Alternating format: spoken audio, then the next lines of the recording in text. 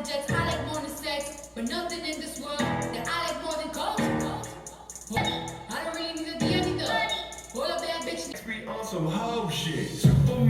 여러분 안녕하세요.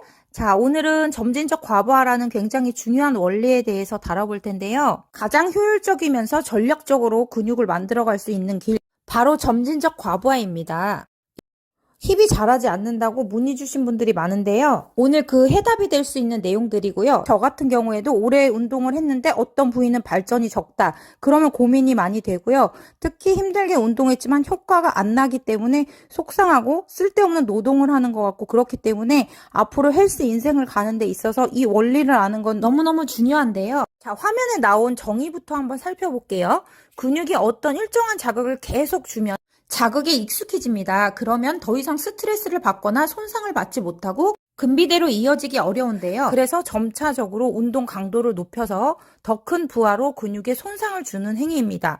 다시 말해서 조금 더 무겁게, 조금 더 어렵게, 조금 더 힘들게 이렇게 해주면 운동의 강도가 올라가면서 근육이 전보다 손상을 받겠죠. 그래서 일정 기간이 지나고 나면은 강도를 조금씩 올려주는 건데요. 어느 순간에는 무게의 제한이 있습니다. 내가 들 수 있는 무게의 제한. 우리가 천하장사도 아니고 남자들도 아니기 때문에 증량을 한다 해도 한계가 있을 거예요. 뭐 예를 들어서 스쿼트 200kg, 220kg 이렇게 갈 건 아니잖아요. 그러면은 어떻게 과부하를 줄 수 있는 방법이 더 없을까 이렇게 고민을 하게 되는데, 그거에 대해서 이제 설명을 드리기 전에 네이버에서 퍼온 그 점진적 과부하의 정의를 한번 눈으로 읽어주시기 바랍니다. 자, 어쨌든 제가 아까 설명한 거를 조금 더 어렵게 써놨을 뿐 비슷한 내용입니다. 그러면 본격적으로 점진적 과부하의 방법들을 살펴볼 텐데, 여기서 이론적으로 설명한 후에 제가 동작을 보여드리면서 실전에서도 적용시키는 방법을 보여드릴게요. 우선 무게를 증가시키는 방법이 있습니다. 자, 두 번째는 횟수의 증가, 그 다음 세 번째는 세트 수의 증가예요. 그러니까 10kg에서 끝났는데 한 15kg까지 해본다든지, 예를 들어서 10개 하던 걸 15개 한다든지, 3세트 했던 동작을 4, 5세트로 늘려간다든지. 자, 3번까지는 평이한 내용이고요. 4번을 잘 보세요. 쉬는 시간의 단축. 쉬는 시간을 조금 줄이는 겁니다. 그러면은 근육이 쉬지를 못하고 스트레스를 더 받겠죠? 그래서 쉬는 시간의 단축도 점진적 과부하의 한 방법입니다. 이거 되게 좋지 않나요? 자, 제가 이게 경험담이 많아요. 어떨 때는 제가 되게 무겁게 운동을 한 거예요. 근데 근육통도 없고 이상하네 라고 생각하는 이런 날도 있고요. 아니면은 내가 그렇게 평소보다 무겁지는 않은데 다른 선생님이랑 파트너 운동을 하느라고 쉬지 못하고 계속 한 거예요. 그러면은 내가 혼자 운동하면서 뭐 세워라 내워라 핸드폰도 보고 막 이랬던 때보다도 더 많이 근육통이 오고 더 아팠던 기억, 뭐 이런 게 정말 많기 때문에 이거 정말 효과가 좋습니다. 전에 가르쳐주던 사부님께서 운동 이렇게 길게 늘어지게 하지 마라 이런 잔소리를 되게 많이 했어요. 제가 헬스장에 되게 오래 있었거든요. 헬린이 때부터. 그랬는데 그때 그 이유를 나중에 제가 몸의 체득으로 그게 정말 맞는 얘기구나 느낀 부분이 바로 이 부분이에요. 자, 이 부분 참고해 주시고요. 그 다음에 5번 부분 반복으로 넘어갈게요. 바로 예를 들어서 한번 해볼게요. 제가 팔 운동을 하는데 10kg로 들었는데 한 10개 하니까 힘이 다 빠졌어요. 그래서 평소에는 10개에서 멈춰버렸는데 어느 날인가는 풀가동 범위는 아니지만 팔을 반쯤밖에 못 접더라도 한 5개를 더 깔짝거려 본 겁니다. 그러면 그게 바로 부분 반복이고 점진적 과부하를 준 게 되는 거죠. 아니면은 10kg가 맥시멈 무게였는데 다시 11kg나 12kg를 들고 부분 반복으로 한 10개를 더 해줬어요. 그것도 점진적 과부하가 되겠죠. 부분 반복의 수혜자로서 제가 효과 좋은 훈련 방법으로 많이 써왔기 때문에 말씀드리자면, 힘이 다 빠져도 무거운 무게를 꼭 들어보는 연습, 아니면은 무거운 무게부터 들고 가벼운 무게로 내려오는 디센딩 세트, 이런 거를 통해서 저는 무게 수행 능력이 엄청 좋아졌습니다.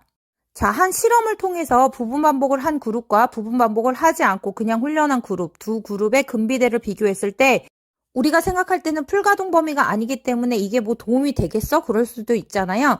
근데 결과상에서는 부분 반복을 한 그룹이 근비대 면에서 더 우세했다고 하니까요. 그 부분도 참고해서 점진적 과부하의 방법으로 활용해 보시고요. 그다음에 6번 강제 반복을 한번 볼 텐데요. 강제 반복의 예를 바로 들어볼게요.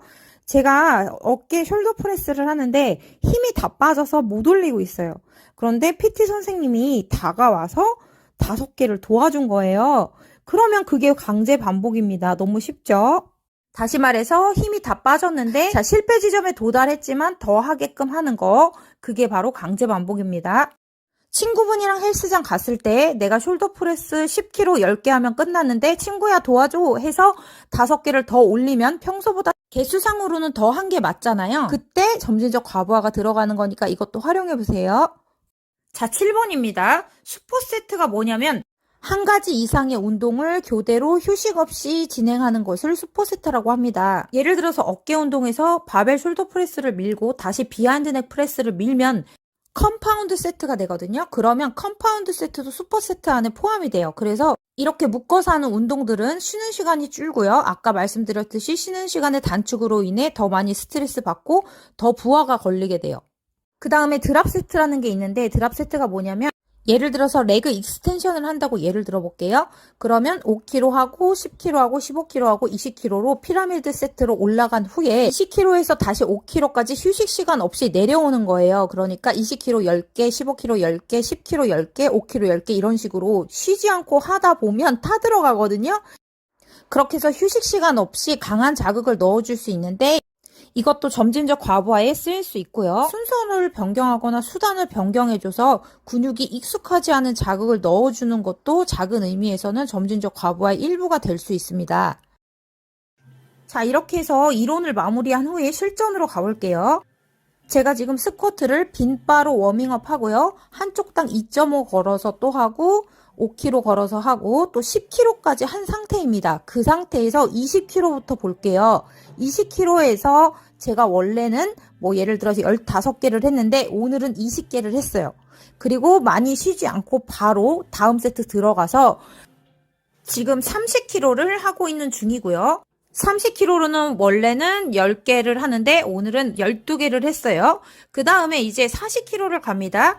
40kg에서 원래는 5개 하는데 5개밖에 못했어요. 다이어트 중이라 힘이 없더라고요. 자, 여튼간에 그렇게 끝났으면 원래는 거기서 멈춰야 돼요. 그런데 제가 어떻게 했냐면 50kg를 부분 반복으로 10개를 했습니다. 깔짝거리는 느낌이지만 힙의 위쪽으로는 엄청 잘 받아졌거든요. 그래서 자극도 좋았고요. 이렇게 했다면 점진적 과부하겠죠. 그래서 지금 횟수, 세트 수, 쉬는 시간 단축 그리고 부분 반복까지 예를 들어서 예시로 보여드렸습니다. 그 다음에 여기서 드랍 세트로 내려갈 수도 있겠죠.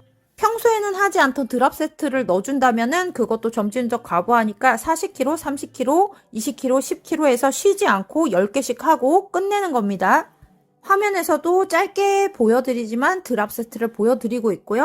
자, 이제 7번 슈퍼세트 중에 컴파운드로 어떻게 자극을 더 세게 넣어줄 수 있는지 한번 볼 텐데요. 평소 같으면 힙스러스트만 하고 끝나는데 바로 일어나서 지금 벤치를 붙잡고 힙업 동작을 넣어주고 있어요. 한 세트 끝날 때마다 일어나서 계속 묶어서 진행했고요. 이렇게 하면 시간도 굉장히 단축되겠죠. 힙스러스트는 40, 60, 80, 100kg, 140kg까지 갔고요. 원래는 4세트 하는데 오늘 5세트 한 겁니다. 그 다음에 이제 아웃하이를 하는데 아웃하이 저번에 자세는 이 희한한 자세에 대해서 설명드렸었기 때문에 넘어갈게요. 아웃하이도 컴파운드로 묶어서 했는데요. 이번에는 일어나서 똑같은 해당 부위를 한 번 더 자극 줬습니다. 맨몸이지만 자극이 좋아요. 킥 아웃 바깥쪽으로 차주는데요. 중둔근의 후방 섬유를 타겟하기 위하여 정직하게 일자로 드는 게 아니라 살짝 뒤쪽으로 들어서 최대 수축을 줬고요. 그 다음에 몸이 틀어지지 않는 고립된 상태에서 다리만 들어줘야지 더 잘 옵니다. 몸까지 틀어지면 잘 안 와요. 밴드를 착용하셔도 좋고요. 그냥 맨몸도 괜찮습니다. 다만 뻐근할 때까지 최대 수축을 해주셔야지 올리다 말면 안 돼요. 그것도 주의해 주시고요. 오늘은 동작 위주의 설명이 아니다 보니까 간단하게 설명드리고 있는데요. 그냥 아웃타임만 하는 것보다 일어나서 저렇게 섬세한 자극을 다시 한번 주시면 좋으니까요. 꼭 한번 해보시고요. 자, 레그 프레스도 묶어서 진행을 했습니다. 레그 프레스 자세는 설명 생략할게요. 여러 번 반복한 내용이어서요. 그 다음에 일어났으면 저렇게 점프 스쿼트를 해주는 겁니다. 점프 스쿼트는 왜 좋다 그랬죠? 힙을 더 세게 찢어주기 위해서 앉았다 일어나는 것이 아니라 점프해서 쿵 하고 앉을 때 폭발적인 무게가 실리도록 띄워주는 겁니다. 이것도 효과가 굉장히 좋아요. 그래서 이렇게 묶어서 진행을 했고요. 이 점프 스쿼트는 케이블 운동편에서 한번 설명드린 적 있는데 거기 케이블로 하는 동작 참고해 주시고요. 그 다음에 묶으려고 치면은 한도 끝도 없이 베리에이션이 많이 탄생할 수 있으니까 점진적 과부하에서 더 이상 무엇을 해야 되지? 라고 고민할 필요가 없어지기도 해요.